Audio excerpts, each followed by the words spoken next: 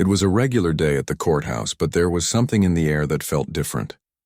People whispered in the hallways, glancing at the door of courtroom 12, where a certain officer was about to testify. His name wasn't the one making the buzz. It was his reputation. Officer Collins was known for two things in the department: his high rank and his arrogant attitude. People who had worked with him knew he wasn't just confident, he was overconfident. It wasn't just about being good at his job, it was about making sure everyone knew it. That included the lawyers, the judges, and even the civilians who came into court with their cases. Collins didn't bother to hide his disdain for anyone who didn't fit into his world. As he walked through the courthouse, his boots clicked against the marble floors with an almost deliberate sharpness. He had always enjoyed the feeling of walking through the halls with everyone watching, knowing exactly who he was. Today, though, there was an additional reason for the attention. Officer Collins was about to face a judge who had a reputation of his own, one for being fair but firm. This wasn't going to be an ordinary day in the courtroom. When Collins entered the room, he caught the eye of several officers and lawyers sitting in the gallery. Some nodded respectfully, others just glanced away, but then he saw the judge. A man with a calm face and a sharp, steady gaze who had been through more than his fair share of tough cases and tough people. His presence was quiet but commanding. He didn't need to raise his voice to get the room's attention, and he certainly didn't need to make anyone feel small. As the judge walked into the room, Collins let out a small chuckle. He looked at the officers seated beside him, who were ready to offer him silent support, and gave them a slight, mocking grin. It wasn't loud enough for everyone to hear, but it was enough. Enough to make his point clear. Collins had made it a habit to belittle people who didn't fit his image of authority. And this judge, who stood across from him now, was no different. "Looks like we're letting anyone take a seat in those robes these days," Collins muttered just loud enough for the officer beside him to catch it. He didn't care who heard. He knew the judge wouldn't do anything. After all, who would stand up to him, right? The officers around him exchanged awkward glances. They knew better than to speak up, especially when Collins was in one of his moods. Everyone had seen it before. The way he could twist words, make people feel small, and get away with it. But even they could feel the weight of the room, the tension growing as the judge took his place. The room settled into an eerie silence, the only sound coming from the rustling of papers and the occasional shuffle of feet. The judge looked over his glasses at the people seated in front of him, his face a mask of calm professionalism. He didn't react to the whispers or the smirks. He had dealt with far worse in his career and wasn't about to let this moment rattle him. The case at hand wasn't particularly complex, but it was significant. A young man had been arrested for resisting arrest and disorderly conduct. The arresting officer, Collins, had written a report that made him look like the hero in the situation, but there were inconsistencies. Details didn't add up, and now it was time for Collins to explain himself. As the officer took the stand, he gave a confident nod to the judge and began reading from his notes. Judge Daniels listened intently, his eyes scanning the report as Collins spoke. He didn't let his attention wander, didn't let Collins' smugness throw him off. He knew how to handle people like Collins. His focus was sharp, and he asked questions that got to the heart of the matter. "Officer Collins, could you explain the discrepancy here?" the judge asked, pointing to a section in the report where Collins claimed the young man had physically resisted arrest. Collins didn't seem bothered by the question. He looked over at the judge with an exaggerated expression of patience, as though he was explaining something to a child. "What I meant, Your Honor, was that the young man was uncooperative. He wasn't following orders, so I had to take action." The judge didn't flinch. He nodded slowly, keeping his voice steady. "And in that moment you used force?" "Just to subdue him, sir. He was a threat." Collins' response was rehearsed, and it didn't sound like it was coming from someone who had second thoughts about his actions. "But there's no mention of any physical resistance on the video footage I've been provided," the judge continued, his tone measured. "In fact, the footage shows the young man calmly asking why he was being arrested. He appears to comply with your instructions." "Can you explain that?" For a moment, Collins seemed taken aback. He had no idea the judge had already reviewed the footage. He glanced at the prosecutor, who had his arms crossed, looking completely unbothered. The prosecutor wasn't about to help Collins out of this mess. This was his problem to solve. "Well, Your Honor, sometimes the video doesn't capture everything," Collins said, trying to recover. "There are things that happen off camera, things you can't see. He sounded defensive now, but he wasn't about to back down. The judge leaned forward, his eyes narrowing just slightly. Perhaps, but when you write a report about an incident, it's your responsibility to make sure the facts are clear and accurate. If there was no physical altercation, as the video suggests, then why did you feel the need to use force? The question hung in the air for a long moment, and the silence in the courtroom grew heavy. Officer Collins had nowhere to go. He had been caught in a lie, and he knew it. The judge hadn't raised his voice, hadn't made a scene, but the tension was undeniable. As the prosecutor sat up straighter in his chair, Collins shifted uncomfortably. He had been in situations like this before, but something about the judge's calm demeanor felt different. He wasn't the type to let things slide, and Collins wasn't used to being called out in front of everyone. Finally, the judge spoke again, his voice cutting through the silence. "I will be reviewing this case thoroughly. I'm afraid, Officer Collins, that your report and your testimony don't match the evidence in front of me. I will issue my decision after reviewing all the details." The words stung. Collins could feel the anger boiling beneath his surface, but he held it in. He wasn't used to being questioned like this, especially not in front of everyone, and though he didn't show it, something in the back of his mind was starting to change. This wasn't going to be the easy case he had assumed it would be. As the day went on, the tension in the courtroom lingered. Officer Collins sat back in his chair, his arms crossed tightly as he tried to recover from the shock of having his testimony challenged so directly.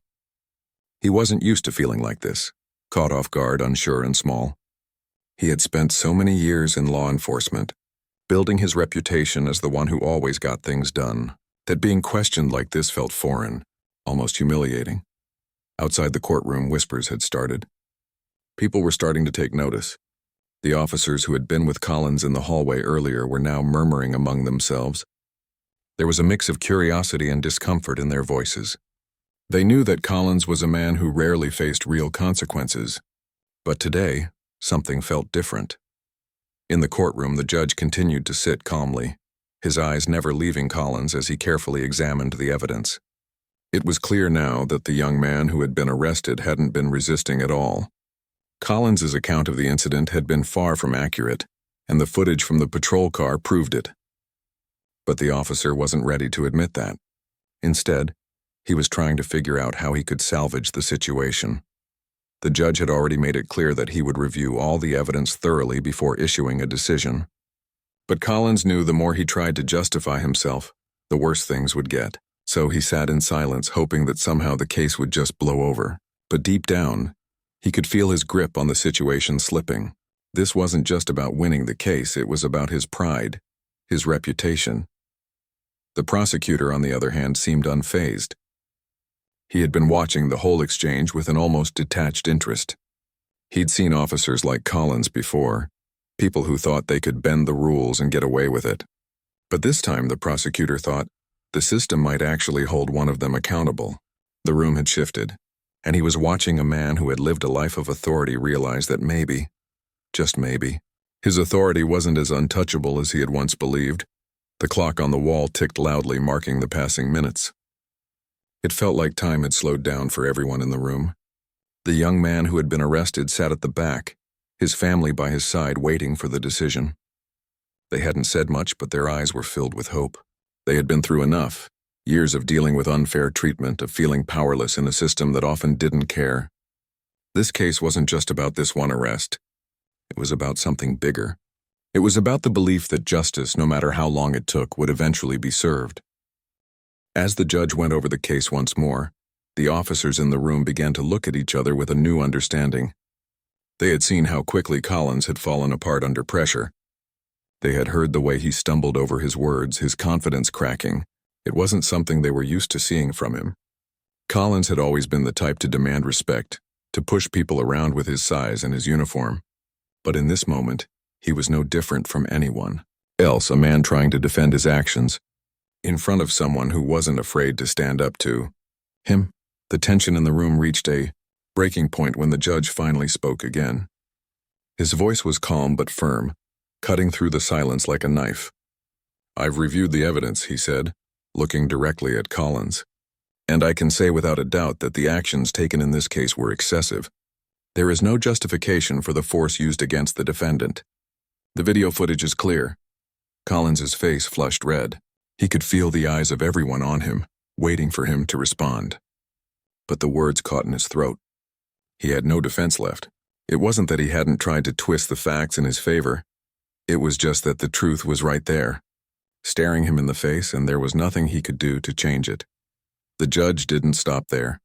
"I will not only dismiss the charges against this young man," he continued, "but I will also be ordering a full review of the conduct of Officer Collins and the handling of this arrest." Collins tried to keep his composure, but it was clear to everyone that he was unraveling. The smirk he had worn earlier had disappeared, replaced by a mixture of anger and disbelief. How had this happened? How had he ended up on the receiving end of a judgment like this? For a moment the room was still. No one dared to speak, unsure of what would happen next. It was as if the entire building was holding its breath, waiting for Collins to snap, to argue, to lash out. But to his credit, he didn't. Instead, he sat there, seething with frustration, his hands gripping the edge of the table in front of him as if he could hold on to his dignity by sheer force of will. The judge turned his attention to the prosecutor, giving him a nod that signaled the end of the hearing. "I expect the appropriate steps to be taken regarding Officer Collins's actions. This is not the standard we uphold in this court." With that, the courtroom began to empty, the audience and lawyers shuffling out in hushed conversation. Collins remained seated, his face flushed, his mind racing with a mix of anger, regret, and disbelief. He had never imagined something like this would happen to him. He had always been the one who handed out the punishment, the one who decided who deserved respect and who didn't. But today, it was him who was on the receiving end of a judgment he couldn't argue with. Outside, the sky had darkened, and the streetlights flickered to life. The usual buzz of the courthouse had been replaced with an unsettling quiet, as if the building itself was processing what had just transpired. As Collins walked out of the courtroom, he passed by the young man's family. They didn't say anything to him, they didn't need to. Their silence was more powerful than any words could have been.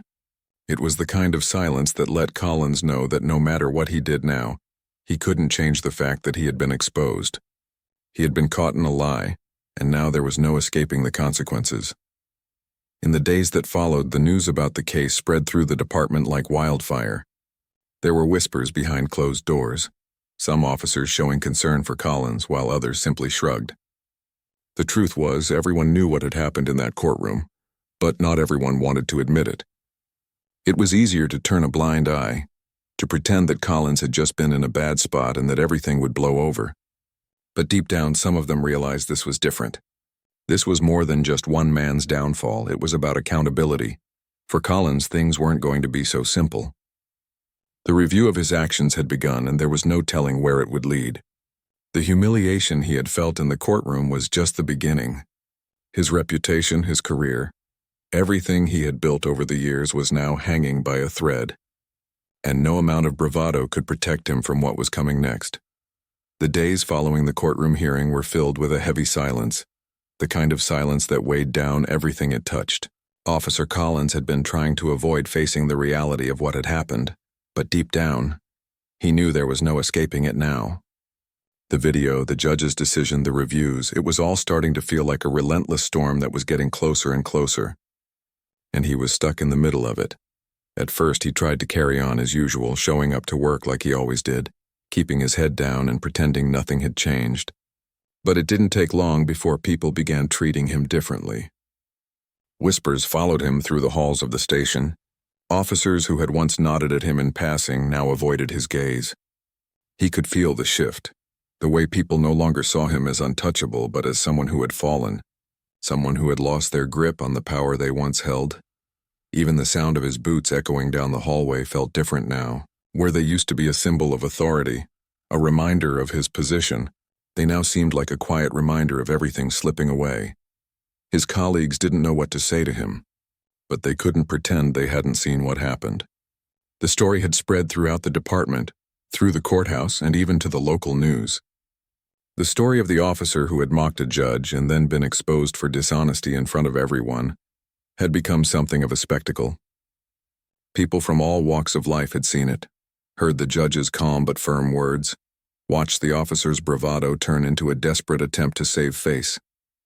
And in the end, it had been the judge's word that had carried weight, not Collins' excuses. It wasn't just the department that was watching either. There were calls for an internal investigation, complaints that had come in from community members who had witnessed the way Collins treated people in the past. They were all adding up now, and the higher-ups in the department, who had once turned a blind eye to Collins's behavior, now found themselves in a position where they couldn't ignore it anymore. It wasn't long before Collins found himself sitting across from a group of internal investigators, the kind of men and women who had the power to decide whether he would remain on the force or not. His usual confidence had completely evaporated. Sitting there, listening to the questions they asked, he couldn't help but realize how much things had changed. The bravado, the jokes, the arrogance, it had all been stripped away, leaving him with nothing but his own reflection. They asked about the incident in the courtroom. They asked about the discrepancies in his report. And most importantly, they asked about his attitude toward the young man he had arrested. Collins couldn't lie to them, not now. The truth was right there, staring him in the face, and he had no choice but to admit that his actions had been wrong. He tried to make excuses, tried to convince himself that he had been justified, but the evidence didn't lie. And neither did the judge. "Your conduct in that courtroom was unprofessional," one of the investigators said, his voice stern but calm.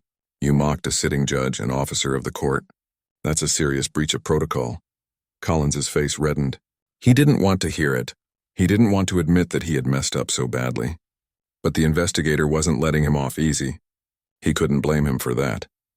"We've also received reports of similar behavior from previous interactions with citizens," another investigator added. "How do you respond to those?" Collins tried to clear his throat. He wanted to defend himself, to say that these things weren't as bad as they seemed, that sometimes people misinterpreted his actions, that he was just doing his job. But deep down he knew the truth. The reports weren't exaggerations. He had been harsh, he had been rude, and he had treated people like they were beneath him. The arrogance had crept into every part of his job, and now it was all coming back to haunt him. The internal investigation dragged on for what felt like hours. But it wasn't the questions that were the hardest part. It was the realization that he was losing something he had always relied on, his position, his career. He had always thought that no matter what happened, he would be untouchable. But now, he was facing the possibility that everything he had built could come crashing down. As the investigation wrapped up, Collins was told that he would need to wait for the department's decision. There was no immediate answer, no clear path forward. He was left in limbo, unsure of what would happen next. The wait was unbearable. Every day felt like a slow march toward the inevitable, and he couldn't shake the feeling that things weren't going to end in his favor. Meanwhile, the young man who had been arrested, who had been caught in the middle of this mess, was moving on with his life. The charges against him had been dropped, and he was no longer facing the consequences of an arrest that had never been justified in the first place. His family had been there for him, supporting him through the entire process, and now they were able to breathe a little easier. But it wasn't just the legal victory that mattered. It was the fact that someone had stood up for him.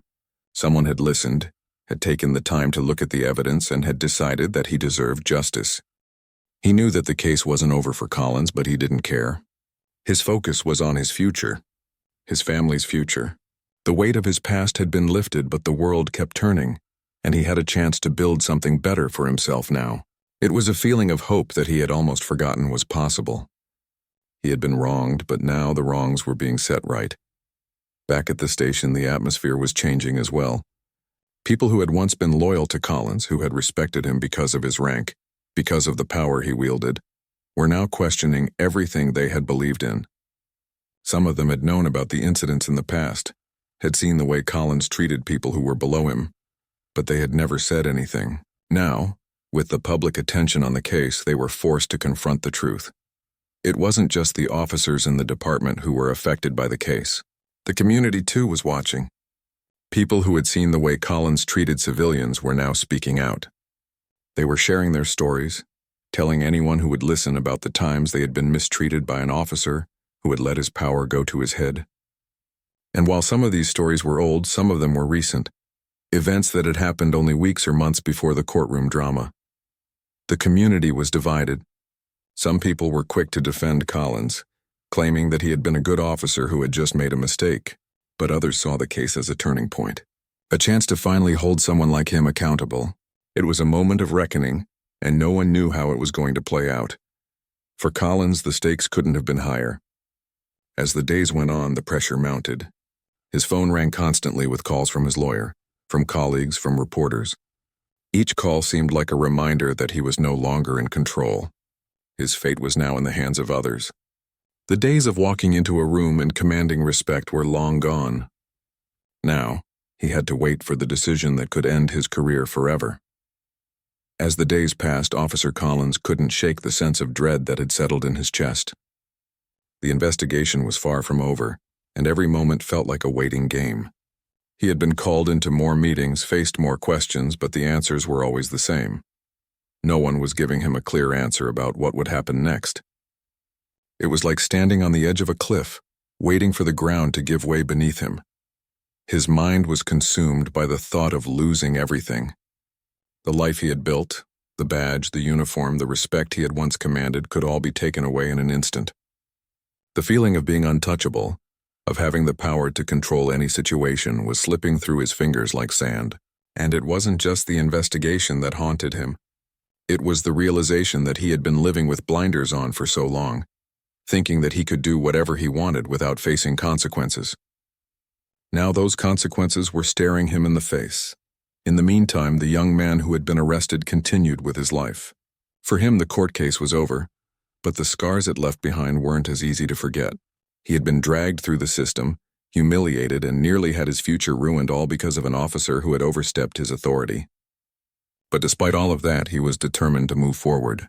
He didn't want to stay stuck in the past, reliving every painful moment. His family had been his anchor through it all. They had supported him, stood by him when it felt like the world was against him. Now they were relieved that the case had been dismissed, but they knew that the journey wasn't truly over.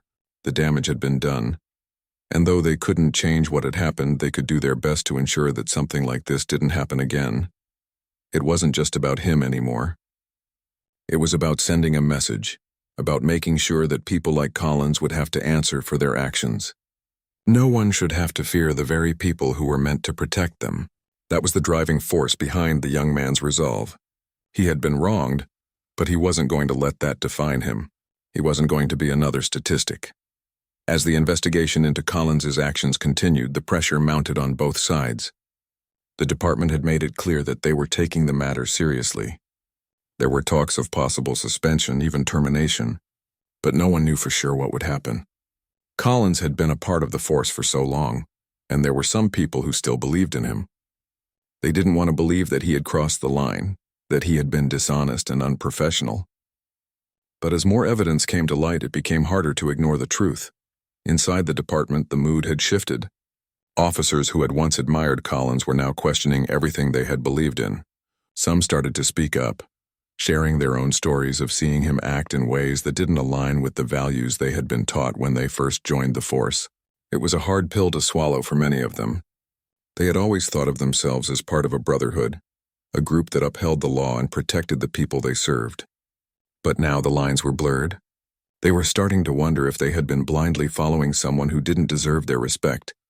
The whispers spread like wildfire through the halls of the police station, but no one was bold enough to confront Collins directly. He was a senior officer, and even though his reputation had taken a hit, there was still an air of fear surrounding him. No one knew how he would react to being challenged. No one wanted to be the next person he'd lash out at. But the more the investigation went on, the harder it became for anyone to ignore what had happened. The evidence was undeniable, and the truth was out in the open. Officer Collins had made mistakes, and they were about to catch up with him. It wasn't just the officers who had an opinion about Collins. The community had been watching closely, waiting for the outcome of the investigation. People who had been wronged by him in the past were now coming forward, sharing their stories of mistreatment and abuse. There were accounts of him using excessive force, of him belittling people, of him acting as though the law didn't apply to him. The case in court had been the tipping point, but it wasn't the first time that Collins had overstepped his authority.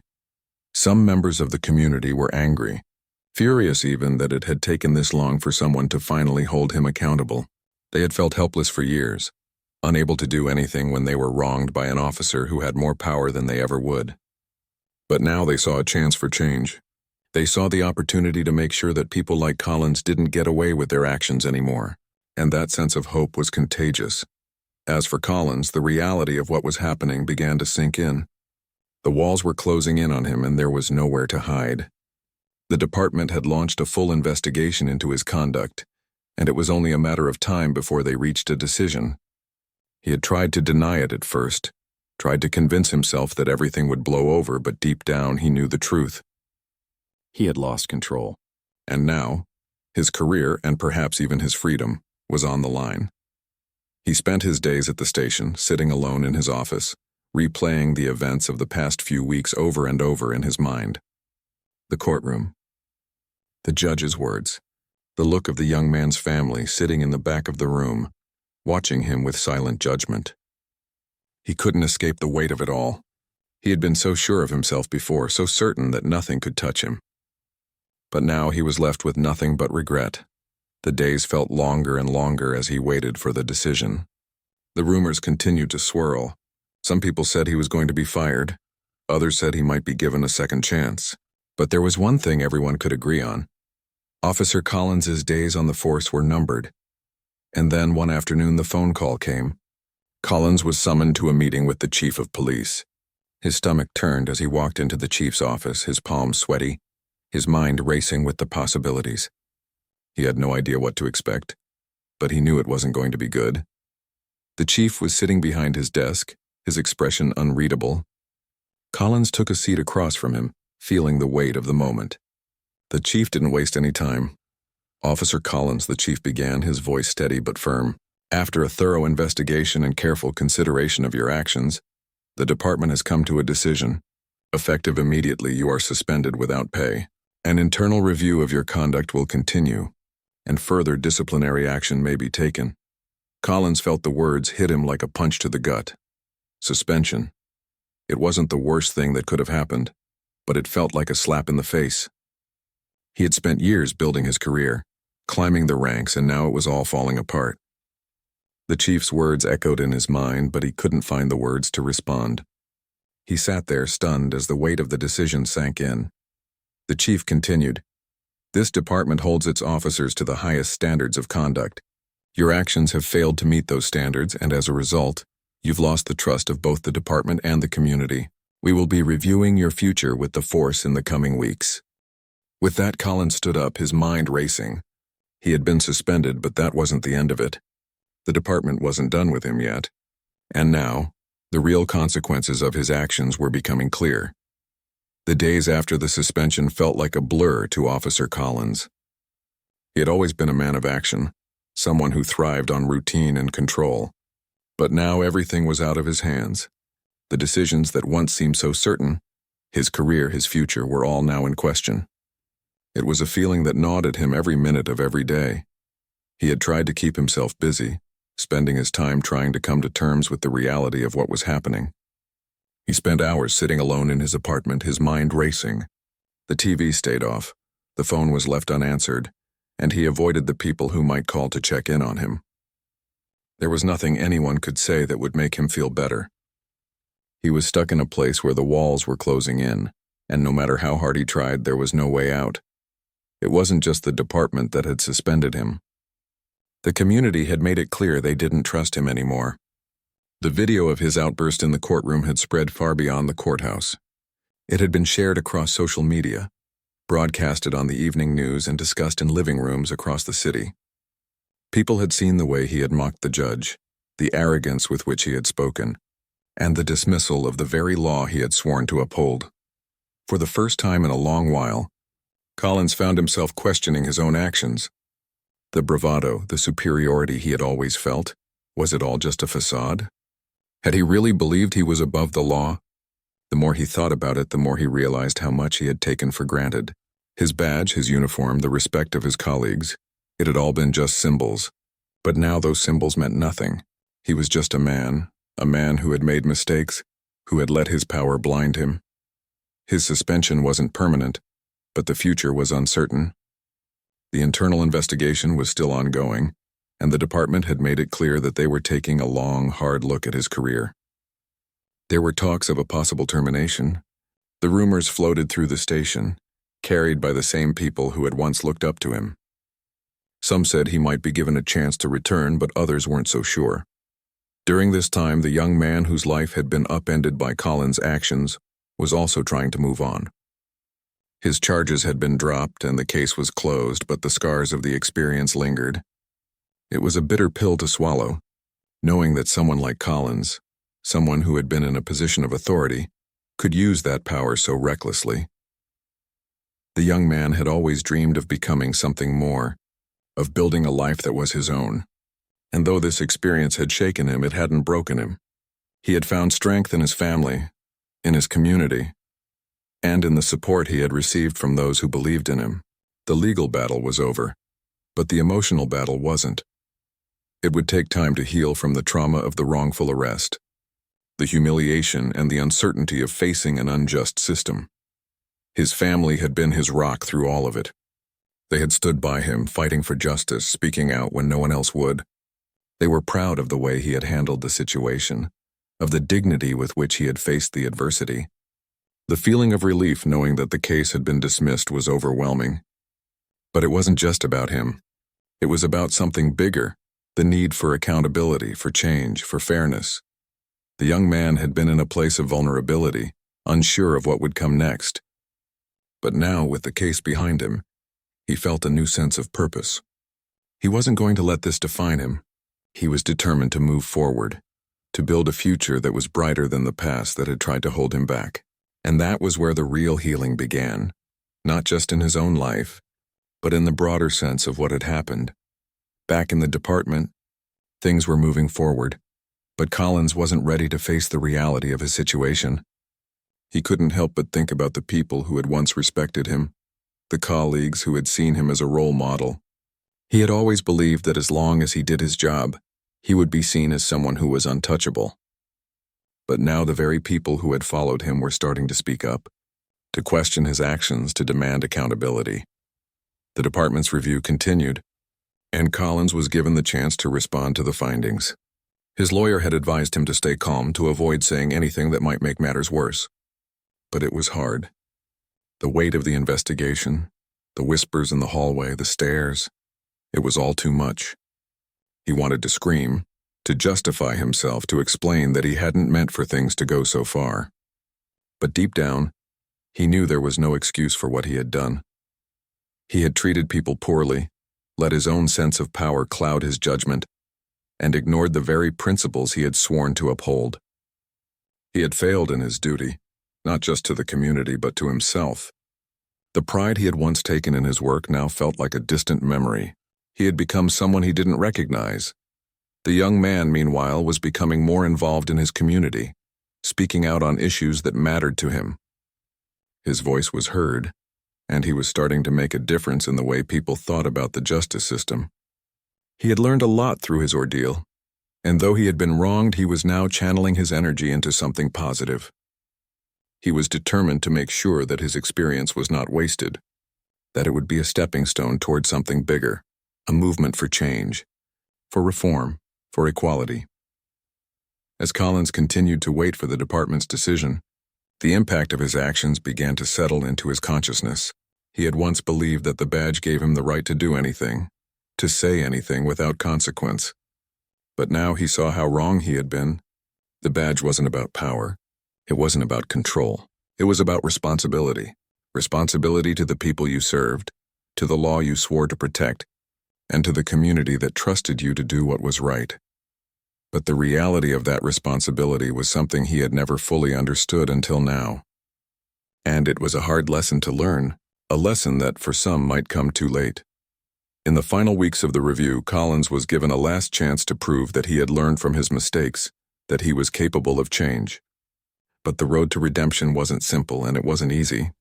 The damage had been done, and the trust he had lost would take a long time to rebuild, if it was even possible at all.